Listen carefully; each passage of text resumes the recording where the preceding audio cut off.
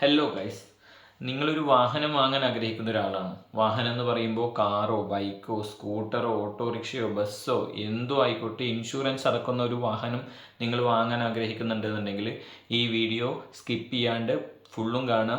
ഇത് കണ്ടു കഴിഞ്ഞ് കഴിഞ്ഞാൽ നിങ്ങൾക്ക് ആ ഒരു വണ്ടിയുടെ ഇപ്പോൾ ഏത് വണ്ടിയാണോ നിങ്ങൾ വാങ്ങാൻ ആഗ്രഹിക്കുന്നത് വെച്ചാൽ അതിൻ്റെ ഇൻഷുറൻസിൻ്റെ ഏകദേശം 30% നിങ്ങൾക്ക് ലാഭിക്കാം. ഇൻഷുറൻസിൻ്റെ 30% ലാഭിക്കാന്ന് പറയുമ്പോൾ അത് ചെറിയ എമൗണ്ട് ആണെന്ന് നിങ്ങൾ വിചാരിക്കേണ്ട. അപ്പോൾ ഏകദേശം നിങ്ങളൊരു ചെറിയ വണ്ടി എടുത്ത് നോക്കുക. ഒരു ആൾട്ടോ 800 നിങ്ങൾ വാങ്ങിക്കുന്നത്. ഇപ്പോൾ ഒരു ചെറിയ വണ്ടിയിൽ നിന്ന് ഞാനൊരു എക്സാമ്പിൾ എടുത്ത ഒരു ആൾട്ടോ 800. ആൾട്ടോ 800 എന്ന് പറയുമ്പോൾ ഏകദേശം 5 ലക്ഷം രൂപ വണ്ടിയുടെ വിലയാണ് നിങ്ങൾ കണക്ക് കൂട്ടിച്ച് അതിനൊരു ഇൻഷുറൻസ് എമൗണ്ട് ആയിട്ട് ഏകദേശം 50,000 രൂപ വരും. ഈ 50,000 രൂപ ഇൻഷുറൻസ് ആയിട്ട് അടക്കുമ്പോൾ അതിൻ്റെ 30% എന്ന് പറയുമ്പോൾ 15,000 രൂപയോളം നിങ്ങൾക്ക് ലാഭിക്കാം. ഇപ്പം ഞാൻ റീസെൻ്റ് ആയിട്ട് ഒരു വണ്ടി എടുത്തു, റോയൽ എൻഫീൽഡിൻ്റെ മീറ്റിയോർ എന്ന് പറഞ്ഞൊരു വണ്ടി. അതിന് ഇൻഷുറൻസ് വന്നിട്ടുണ്ടായിരുന്നത് 12,000 രൂപയായിരുന്നു. അപ്പം ഞാൻ ഇതുമാതിരി ചെയ്ത സമയത്ത് എനിക്ക് ഏകദേശം 3,600 രൂപ വരെ എനിക്കതിന് ലാഭിക്കാൻ വേണ്ടി പറ്റി. അപ്പോൾ ഇതിൻ്റെ സ്റ്റെപ്പ് ബൈ സ്റ്റെപ്പ് എങ്ങനെ ചെയ്യേണ്ടതെന്നൊക്കെ ഞാൻ പറഞ്ഞുതരാം. അപ്പോൾ വീഡിയോ സ്കിപ്പ് ചെയ്യാണ്ട് ഫുള്ളായിട്ട് കാണാം. ഈ വീഡിയോ നിങ്ങൾ കാണാണ്ട് പോയി കഴിഞ്ഞാൽ നിങ്ങൾക്ക് ഇതിനെക്കുറിച്ച് അറിയില്ല എന്നുണ്ടെന്നുണ്ടെങ്കിൽ നിങ്ങളിപ്പോൾ ഒരു കാറ് വാങ്ങാൻ പോവുകയാണ്. കാറ് വാങ്ങാൻ പോയിട്ട് നിങ്ങൾ ഈ ഒരു കാര്യത്തെക്കുറിച്ച് ആ ഏജൻറ്റിനോട് നിങ്ങൾ സൂചിപ്പിച്ചില്ല എന്നുണ്ടെങ്കിൽ, നമ്മൾ ഏത് വണ്ടി വാങ്ങാൻ പോയാലും അതിലൊരു ഏജൻറ്റ് ഉണ്ടാവും, അല്ലെങ്കിൽ സെയിൽസ് എക്സിക്യൂട്ടീവ് ഉണ്ടാവും. അപ്പോൾ നമ്മളത് പറഞ്ഞില്ല എന്നുണ്ടെന്നുണ്ടെങ്കിൽ നിങ്ങൾ അറിയാണ്ട് തന്നെ ഈ ഒരു ബോണസ് അവരെടുക്കും. അപ്പോൾ ഏകദേശം നിങ്ങളൊരു 5 ലക്ഷം രൂപയുടെ വണ്ടി വാങ്ങുകയെന്നുണ്ടെങ്കിൽ 15,000 രൂപ ആ ഒരു സെയിൽസ് എക്സിക്യൂട്ടീവോ അല്ലെങ്കിൽ ആ ഒരു നിങ്ങളെ പറ്റിക്കുകയല്ല, ആ ഒരു ബോണസ് അവരെടുക്കും. അവർക്കതൊരു കമ്മീഷനോ അല്ലെന്നുണ്ടെങ്കിൽ ബോണസോ ആയിട്ട് അത് അവരെടുക്കും. ഇത് നിങ്ങൾക്ക് അറിയാമെന്നുണ്ടെന്നുണ്ടെങ്കിൽ നിങ്ങൾക്ക് ഈ ഒരു എമൗണ്ട് നിങ്ങൾക്ക് ടോട്ടൽ എമൗണ്ട് നിന്ന് മൈനസ് ചെയ്തിട്ട് ഈ ഒരു എമൗണ്ട് നിങ്ങൾക്ക് എടുക്കാൻ വേണ്ടി പറ്റും. അങ്ങനെ എടുത്തു കഴിഞ്ഞാൽ നിങ്ങൾക്കതൊരു വലിയ എമൗണ്ട് ആയിട്ട് എടുക്കാം. 15,000 രൂപ എന്ന് പറയുന്നത് ചെറിയൊരു എമൗണ്ട് അല്ല. ഒരു ചെറിയ കാറാണെന്നുണ്ടെങ്കിൽ, ഇനി ഒരു വലിയ കാറാണ് നിങ്ങൾ എടുക്കുന്നുണ്ടെങ്കിൽ അതിനനുസരിച്ചിട്ട് വലിയൊരു എമൗണ്ട് നിങ്ങൾക്ക് അതിന് എടുക്കാൻ വേണ്ടി പറ്റും. അപ്പോൾ എന്താണ് സംഭവം എന്ന് വെച്ചാൽ, ഒരു ഇൻഷുറൻസിന് നിങ്ങളിപ്പോൾ ഒരു പഴയ വണ്ടി യൂസ് ചെയ്യുന്ന ഒരാളാണെന്നുണ്ടെങ്കിൽ ഒരു 5 വർഷത്തോളം നിങ്ങൾ ഇൻഷുറൻസ് അതിന് അടച്ചിട്ടുണ്ടെന്നുണ്ടെങ്കിൽ അതിന് ഡിപ്രീസിയേഷൻ ഉണ്ടായിരിക്കും. അതായത് ഓരോ വർഷം കൂടുന്തോറും ഇൻഷുറൻസിൻ്റെ എമൗണ്ട് കുറഞ്ഞു വരും നിങ്ങൾ ക്ലെയിം ചെയ്തില്ല എന്നുണ്ടെന്നുണ്ടെങ്കിൽ. അങ്ങനെ 5 വർഷത്തോളം ക്ലെയിം ചെയ്യാത്ത ഒരാളാണ് നിങ്ങളെങ്കിൽ നിങ്ങൾക്ക് നോ ക്ലെയിം ബോണസ് പറഞ്ഞൊരു സർട്ടിഫിക്കറ്റ്, ഇനിയിപ്പോൾ 5 വർഷം എന്ന് വേണ്ട, 5 വർഷത്തോളം നിങ്ങൾ ക്ലെയിം ചെയ്തില്ല എന്നുണ്ടെങ്കിൽ 50%-ഓളം ഇൻഷുറൻസ് എമൗണ്ട് അത് കുറഞ്ഞു വരും. അപ്പോൾ നിങ്ങൾക്ക് 50%-ഓളം നോ ക്ലെയിം ബോണസ് കിട്ടും. ഇനി അതല്ല, നിങ്ങൾ ഒരു വർഷമാണ് ഒരു വാഹനം വാങ്ങിച്ചിട്ട് 1 വർഷത്തോളം യൂസ് ചെയ്ത ഒരാളാണെന്നുണ്ടെങ്കിൽ അതിൻ്റെ 10%-ഓളം നിങ്ങൾക്ക് നോ ക്ലെയിം ബോണസിന് നിങ്ങൾക്കത് കിട്ടും. അതായത് ഇപ്പോൾ ഏത് ഇൻഷുറൻസ് കമ്പനിയിൽ നിന്നാണോ നിങ്ങൾ ഇൻഷുറൻസ് എടുക്കുന്നത് വെച്ചാൽ ആ ഇൻഷുറൻസ് കമ്പനി നിങ്ങൾക്ക് 10%-ഓളം നിങ്ങൾക്ക് അതിൻ്റെ ഒരു ഡിപ്രീസിയേഷൻ കിട്ടും.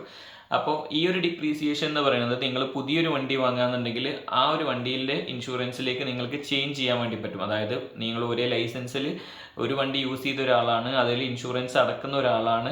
ആ അടച്ച വണ്ടിക്ക് നിങ്ങൾ ക്ലെയിം ചെയ്തിട്ടില്ല, അത് 1 വർഷമോ 2 വർഷമോ 3 വർഷമോ 4 വർഷമോ 5 വർഷം വരേക്കും നിങ്ങൾ ക്ലെയിം ചെയ്തില്ല. അതിപ്പോൾ ഏത് വർഷമായാലും കുഴപ്പമില്ല. 2 വർഷമാണെന്നുണ്ടെങ്കിൽ 20%-ഓളം നിങ്ങൾക്ക് ഡിപ്രീസിയേഷൻ കിട്ടും. അല്ല 3 വർഷമാണെന്നുണ്ടെങ്കിൽ 30%-ഓളം ഡിപ്രീസിയേഷൻ, 4 വർഷം വെച്ചാൽ 40%, 5 വർഷം വെച്ചാൽ 50%, ഏകദേശം പകുതിയോളം ഇൻഷുറൻസിൻ്റെ എമൗണ്ട് നിങ്ങൾക്ക് ഡിപ്രീസിയേഷനായിട്ട് എടുക്കാൻ വേണ്ടി പറ്റും. ഇനി ഈ ഒരു ഡിപ്രീസിയേഷൻ എങ്ങനെ നിങ്ങൾക്ക് പുതിയ വണ്ടിയിലേക്ക് ചേഞ്ച് ചെയ്യാമെന്ന് ഞാൻ പറഞ്ഞുതരാം.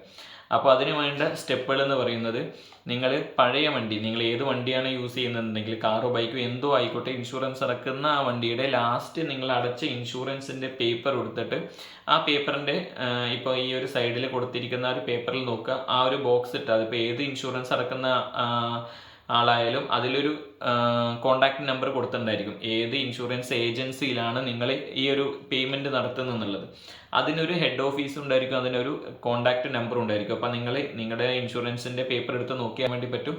ആ നമ്പറിലേക്ക് കോണ്ടാക്ട് ചെയ്യുക. ആ നമ്പർക്ക് കോണ്ടാക്ട് ചെയ്തിട്ട് പറയുക നിങ്ങൾക്ക് നോ ക്ലെയിം ബോണസിൻ്റെ സർട്ടിഫിക്കറ്റ് വേണമെന്ന് പറയാം. അപ്പോൾ ഒന്നില്ലെങ്കിൽ ഡയറക്റ്റ് അവർ കൊടുന്നു തരുമോ, അല്ലാന്നുണ്ടെന്നുണ്ടെങ്കിൽ നിങ്ങൾക്ക് അടുത്താണോ നിങ്ങളുടെ ഈ ഒരു ഓഫീസ് വരുന്നുണ്ടെങ്കിൽ ആ ഓഫീസിൽ പോയിട്ട് പറയുക നിങ്ങൾക്ക് നോ ക്ലെയിം ബോണസ് വേണമെന്ന് പറഞ്ഞു കഴിഞ്ഞാൽ നിങ്ങൾക്ക് അവിടെ പേയ്മെൻ്റ് ഒന്നും ചെയ്യേണ്ട ആവശ്യമില്ല. ചെറിയൊരു എമൗണ്ട് വരും. ഇപ്പോൾ ഏകദേശം ഒരു 80 രൂപ, എനിക്ക് വന്നത് 80 രൂപയായിരുന്നു. 80 100 ആ ഒരു എമൗണ്ട്, ചെറിയൊരു എമൗണ്ട് വരുള്ളൂ. ആ എമൗണ്ട് കൊടുത്തു കഴിഞ്ഞാൽ നിങ്ങൾക്ക് നോ ക്ലെയിം ബോണസിൻ്റെ സർട്ടിഫിക്കറ്റ് അവർ തരും. ഈ നോ ക്ലെയിം ബോണസിൻ്റെ സർട്ടിഫിക്കറ്റ് തന്നു കഴിഞ്ഞാൽ അത് ഏകദേശം ഒരു എക്സാമ്പിൾ ഞാൻ ഇവിടെ കൊടുത്തിട്ടുണ്ട്. ഇതുപോലെ ആയിരിക്കും നോ ക്ലെയിം ബോണസിൻ്റെ സർട്ടിഫിക്കറ്റ് ഉണ്ടായിരിക്കുക. അപ്പോൾ ഈ നോ ക്ലെയിം ബോണസിൻ്റെ സർട്ടിഫിക്കറ്റ് നിങ്ങൾ ഏത് വണ്ടിയാണോ നിങ്ങൾ വാങ്ങാൻ ഉദ്ദേശിക്കുന്നത് വെച്ചാൽ കാറോ ബൈക്കോ എന്തോ ആയിക്കോട്ടെ, ആ ഷോറൂമിൽ പോകുന്ന സമയത്ത് നിങ്ങൾ പറയുക ബില്ലിങ്ങിന് മുന്നേ, അതായത് മുന്നേ കൂട്ടി പറയണം നിങ്ങൾക്ക് നോ ക്ലെയിം ബോണസ് ഉണ്ട്, നിങ്ങൾ പഴയ വണ്ടി യൂസ് ചെയ്തിരുന്ന ആളാണ്, നിങ്ങൾക്ക് നോ ക്ലെയിം ബോണസിന് അവൈലബിൾ ആയ ഒരു കസ്റ്റമർ ആണെന്ന് പറയുകയാണെന്ന് വെച്ചാൽ അവർ പുതിയ വണ്ടി എടുത്തിട്ട് അതിൻ്റെ ബില്ലിങ് നടത്തുന്ന സമയത്ത് ഈ നോ ക്ലെയിം ബോണസിൻ്റെ സർട്ടിഫിക്കറ്റ് അതിൽ ആഡ് ചെയ്തിട്ട് അവർ തരും. അങ്ങനെ നിങ്ങൾക്ക് ഈ നോ ക്ലെയിം ബോണസിൻ്റെ സർട്ടിഫിക്കറ്റ് ആഡ് ചെയ്ത് കഴിഞ്ഞാൽ നിങ്ങൾക്ക് വണ്ടി വാങ്ങുന്ന സമയത്ത് ഇൻഷുറൻസിൻ്റെ ഏകദേശം 30% പൈസ, ചില ഷോറൂമിൽ എങ്ങനെയാണെന്ന് വെച്ചാൽ നിങ്ങൾക്ക് ആ ഒരു എമൗണ്ട് കുറച്ചിട്ട് ബാക്കി അടച്ചാൽ മതിയായിരിക്കും. പക്ഷെ ഞാൻ ചെയ്തത് അങ്ങനെയല്ല, ഞാൻ ഫുൾ എമൗണ്ട് ആദ്യം അടച്ചിട്ടുണ്ടായിരുന്നു. എന്നിട്ട് അവർ വണ്ടി ഞാൻ ഷോറൂമിൽ നിന്ന് എടുക്കുന്ന സമയത്ത് ആ ഒരു എമൗണ്ട് എത്രയാണോ ഡിപ്രീസിയേഷൻ വന്ന ആ ഒരു എമൗണ്ട് കുറച്ച് തന്നു. ഇനി നമ്മൾ വണ്ടി വാങ്ങിക്കുന്ന സമയത്ത് മാത്രമല്ല, നമ്മൾ വാങ്ങിച്ചു കഴിഞ്ഞ് കഴിഞ്ഞാൽ നെക്സ്റ്റ് മന്ത് മുതൽ നമുക്ക് ഈ 50%, നെക്സ്റ്റ് മന്ത് അല്ല നെക്സ്റ്റ് ഇയർ മുതൽ ഈ 50% ഡിപ്രീസിയേഷൻ കുറച്ചിട്ടുള്ള ഇൻഷുറൻസ് അടച്ചാൽ മതി. ഇപ്പോൾ ഒരു ഏകദേശം ഇപ്പോൾ ഒരു 12,000 രൂപയാണ് എനിക്ക് ഇൻഷുറൻസ് എന്നുണ്ടെങ്കിൽ എനിക്ക് അതിൻ്റെ അടുത്ത വർഷം ക്ലെയിം ഒന്നും ചെയ്തില്ല എന്നുണ്ടെങ്കിലും 10% ഡിപ്രീസിയേഷൻ മാത്രമേ കിട്ടുള്ളൂ. പക്ഷേ ഞാൻ ഈ നോ ക്ലെയിം ബോണസ് സർട്ടിഫിക്കറ്റ് കൊടുത്തിട്ട് എടുത്ത വണ്ടിയാണെന്നുണ്ടെങ്കിൽ എനിക്ക് നെക്സ്റ്റ് ഇയറും 50% ഡിപ്രീസിയേഷൻ, അതായത് ഞാൻ ക്ലെയിം ഒന്നും ചെയ്തിട്ടില്ല എന്നുണ്ടെങ്കിൽ ഈ 50% ഡിപ്രീസിയേഷൻ കുറച്ചൊരു എമൗണ്ട് മാത്രം എന്ത് ചെയ്താൽ മതി, ഇൻഷുറൻസ് അടച്ചാൽ മതി. അപ്പോൾ ഫസ്റ്റ് നമ്മൾ വണ്ടി എടുക്കുമ്പോൾ മാത്രമല്ല നമുക്ക് ഈ ഒരു എമൗണ്ട് കുറഞ്ഞ് കിട്ടുന്നത്, നെക്സ്റ്റ് ഇയർ ഓൺവേർഡ്സ്, നെക്സ്റ്റ് ഇയറിൽ നമ്മൾ എന്താ പറയുക ഇൻഷുറൻസ് അടക്കുന്ന സമയത്തും നമുക്ക് ഈ ഒരു എമൗണ്ട് കുറച്ചിട്ടുള്ള എമൗണ്ട് അടച്ചാൽ മതി. അതായത് ഇപ്പോൾ ഞാൻ എൻ്റെ കയ്യിലുള്ള വാഗനറിന് അടക്കുന്നത് 3,500 രൂപയാണ് ഇൻഷുറൻസ് അടക്കുന്നത്. ഏകദേശം തേർഡ് പാർട്ടിക്ക് അടക്കേണ്ട എമൗണ്ടാണ് ഞാൻ ഫുൾ കവർ ഇൻഷുറൻസ് അടച്ചുകൊണ്ടിരിക്കുന്നത്. ഇനി ഞാനിത് ഇതിൻ്റെ 50% ഡിപ്രീസിയേഷൻ്റെ നോ ക്ലെയിം ബോണസ് എടുത്തിട്ട് പുതിയൊരു കാറ് വാങ്ങുകയെന്നുണ്ടെങ്കിൽ ഏകദേശം 25,000 രൂപ ഇൻഷുറൻസ് അടക്കേണ്ട സ്ഥാനത്ത് ഞാൻ ഏകദേശം 15,000 രൂപ ഇൻഷുറൻസ് അടച്ചാൽ മതി. 10,000 രൂപ ഡിപ്രീസിയേഷൻ കിട്ടും. ഈ 10,000 രൂപ തന്നെ ഞാൻ നെക്സ്റ്റ് ഇയറിലും അടക്കേണ്ടി വരുള്ളൂ. അതല്ലാണ്ട് ഞാൻ ഈ നോ ക്ലെയിം ബോണസ് കൊടുക്കാണ്ട് എടുത്ത ഒരാളാണെന്നുണ്ടെങ്കിൽ 25,000 രൂപ ഫസ്റ്റ് ഇയറിലും ഇൻഷുറൻസിന് അടക്കണം, നെക്സ്റ്റ് ഇയറിൽ ഏകദേശം 22,000 രൂപയോളം അടക്കണം. അങ്ങനെ 5 ഇയർ കൂടുമ്പോഴാണ് അത് ഏകദേശം 15,000 രൂപയ്ക്ക് എത്തുള്ളൂ. അതല്ല ഞാൻ മുന്നേ കൂട്ടിയിട്ട് നോ ക്ലെയിം ബോണസ് കൊടുത്ത ആളായതുകൊണ്ട് എനിക്ക് നെക്സ്റ്റ് ഇയർ മുതൽ 15,000 രൂപ അടച്ചാൽ മതിയാവും.